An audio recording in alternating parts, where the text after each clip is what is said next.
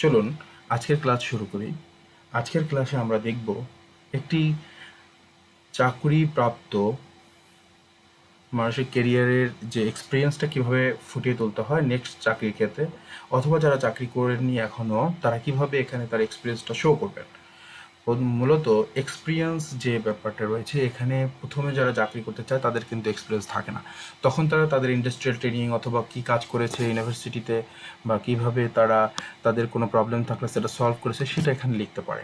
সুতরাং তারা প্রথম জবের ক্ষেত্রে এটা করতে পারে। কিন্তু এক্সপিরিয়েন্স যারা আছে তাদের লিখে দেবে, টোটাল এক্সপিরিয়েন্সটা এখানে থাকবে এবং তারা কোথায় কোথায় জব করেছে, কী কী জব করেছে, তাদের জব ডিসক্রিপশন এখানে সুন্দর করে ফুটিয়ে তুলতে হবে।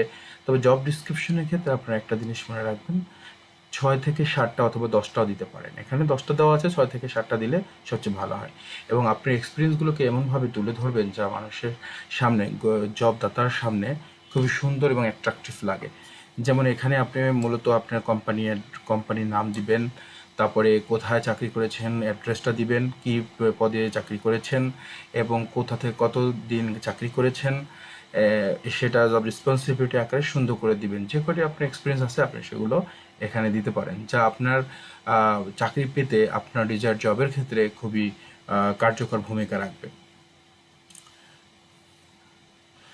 আজকে আমরা এ পর্যন্তই রাখলাম আমাদের ক্লাসটি। নেক্সট ক্লাসে আমরা শিক্ষাগত যোগ্যতা নিয়ে আলোচনা করব। ততক্ষণ আমাদের সাথে থাকুন। চলুন, গত ক্লাসে আমরা শিখেছি এক্সপিরিয়েন্স কীভাবে অ্যাড করতে হয়। এই ক্লাসে আমরা দেখব একটি চাকরিদাতার জন্য যারা জব সিকিং করছেন তাদের জন্য এডুকেশনটা কিভাবে লিখতে হবে এবং এডুকেশনটা কিভাবে আপনাকে সাহায্য করবে চাকরি পেতে এবং কিভাবে লিখবেন। যার এডুকেশনের উপর ডিপেন্ড করে এবং এক্সপিরিয়েন্সের উপর ডিপেন্ড করে একটা ডিজায়ার চাকরি আপনাকে এখানে পেতে পারেন। তো আপনারা এক্সপিরিয়েন্সের ক্ষেত্রে যেভাবে আপনারা স্টেপ বাই স্টেপ লিখেছেন, এখানে এডুকেশনের ক্ষেত্রেও আপনার যদি মাস্টার্স সার্টিফিকেট থাকে সেটা লিখবেন, পাসিং ইয়ারটা লিখবেন, জিপিএটা লিখবেন, কোন ইউনিভার্সিটি থেকে পড়েছেন সেটা লিখবেন।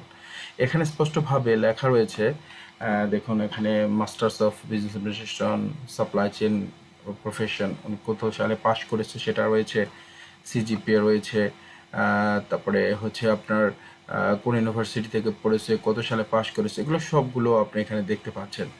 তারপরে এডুকেশনের পরে আপনি মূলত এডুকেশনের পর আপনি স্কিলগুলো দিবেন, প্রফেশনাল কোয়ালিফিকেশন দিবেন। স্টেপ বাই স্টেপ আপনারা এগুলো শিখতে পারবেন। আজকে এ পর্যন্তই। ধন্যবাদ, আমাদের সাথে থাকুন।